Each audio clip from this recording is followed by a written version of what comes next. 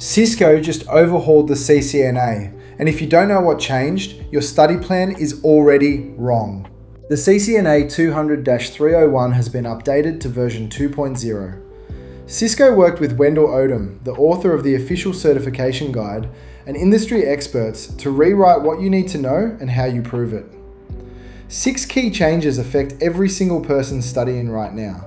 Here they are. The biggest addition to the v2.0 blueprint is artificial intelligence, specifically responsible AI in networking. You now need to understand how AI tools help manage networks through predictive analytics and automated troubleshooting. But Cisco also wants you to know the limits, when to question an AI recommendation, how to maintain human oversight, and how to recognize bias in AI-driven systems.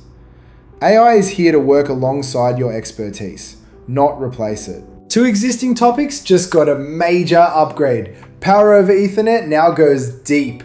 You need to understand PoE Plus and PoE++ standards, power budgeting across a switch, and how to troubleshoot devices that aren't getting enough power. DNS gets expanded too. Authoritative versus recursive name servers, DNS SEC, and how to diagnose DNS issues using packet captures and command line tools. These aren't glossed over topics anymore. They're exam-tested skills. The exam has new language and it matters. Out goes identify and describe. In comes analyze, evaluate, troubleshoot, and implement. That shift tells you exactly what Cisco expects. Not just that you can recall facts, but that you can think through a problem under pressure and make a decision.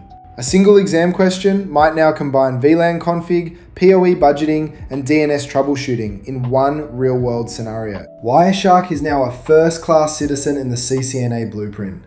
Packet capture, deep packet inspection, filtering traffic, these are tested skills.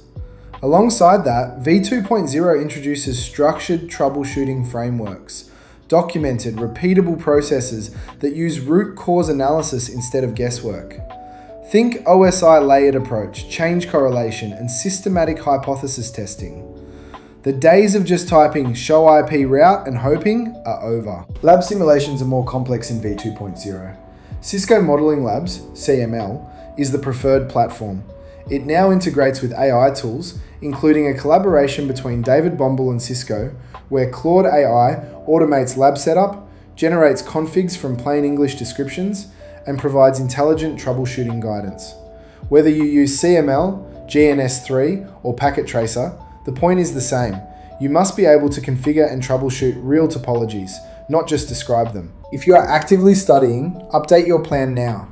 Add AI concepts, expand your PoE and DNS labs, and swap Packet Tracer for CML where possible. If you already passed version 1.0, your cert is still valid, but there are real gaps in AI integration and packet analysis that employers will start to notice. If you are a working engineer, v2.0 formalizes skills you likely already use, but the responsible AI and structured troubleshooting sections are genuinely new territory worth your time. Here is the key part for anyone currently studying. There is still time. The last day to test on v1.1 is February 2nd, 2027. Version 2.0 goes live the very next day, February 3rd, 2027. If you have been preparing on today's material, you can still finish strong on the current exam, or use this transition window to get ahead on the new AI and troubleshooting skills. Either way, the direction is clear. Networking is moving toward analytical, AI-aware, troubleshooting-first professionals. Plan your path now. Drop a comment. Which of these 6 changes surprised you most?